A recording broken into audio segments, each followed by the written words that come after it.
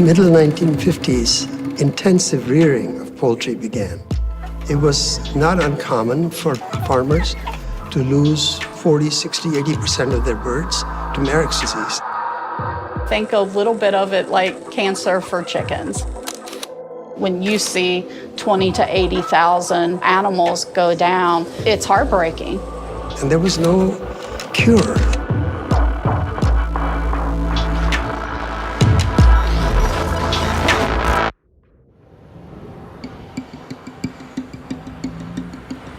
One of the worst diseases any species can have. It was a major problem. People didn't know what to do. It is a virus that transmits very well through the environment. It can affect your brain, blood vessels.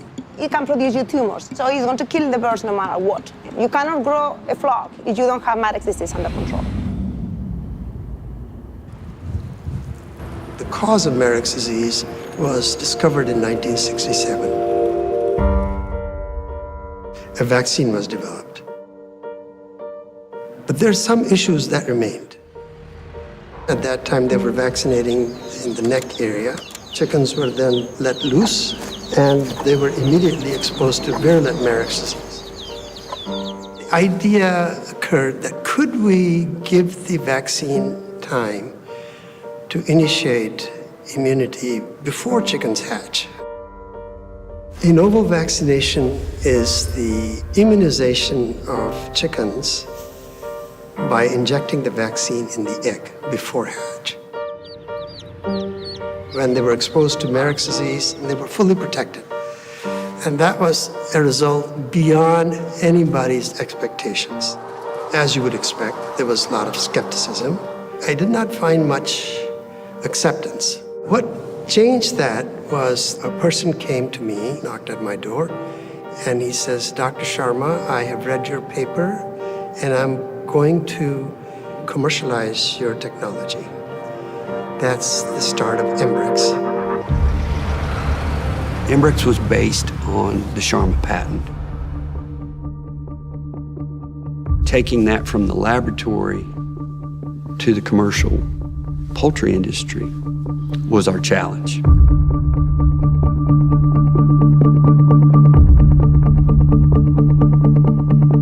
We had this huge device, big machine is what we called it, and it could run about 20,000 eggs an hour.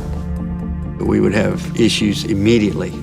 We would have a device that we thought was ready, and we go to the hatchery, and we brought all our supplies. We brought 6 or 8, 10 people. We get everybody there, and we put the first eggs on the device, and it breaks. Stop. You know, we make adjustments. We try again. The scope was learn everything we could about the immunology and the physiology of delivery of vaccine. We made probably 4 or 5 iterations of it, simplifying it. The efficacy of the vaccination was better. There was tremendous labor savings. What it has enabled is that we can go from the hatching compartment to the farm in as little as 2 to 4 hours. De novo vaccination technology is a proposition that seems to be attractive, but it's intimidating. That's where the customer service make the difference. One of the biggest fears was hatch loss. You're gonna be punching a hole in the egg and how's it still gonna hatch? We ran them for trials and we didn't see any loss. It was about 1990 when we started, when we put the machine in. You know, it was an easier process through the hatchery. The cleanup at the end of the day was a much easier. What used to take us about an 8-hour day, we can run in about 4.5 hours now. The cost savings was the big benefit. From a supplier, we become partner because we are now providing them with solutions. We started our global expansion, Italy, Spain, UK, South Africa, Middle East, Israel, Peru, Argentina, Brazil. There was a cascade. The industry started embracing the technology. Every single time when we help our customers to become more efficient, we have an impact in the output of the companies and the cost may have for the final consumers. Zoetis has always been very proactive on their repair and technology. They've done a very good job staying ahead of the game. We've actually accelerated a lot of our vaccine development to really provide a great solution to our customers. The fact that we've moved towards vectors that can protect against multiple diseases is one of the big evolutions.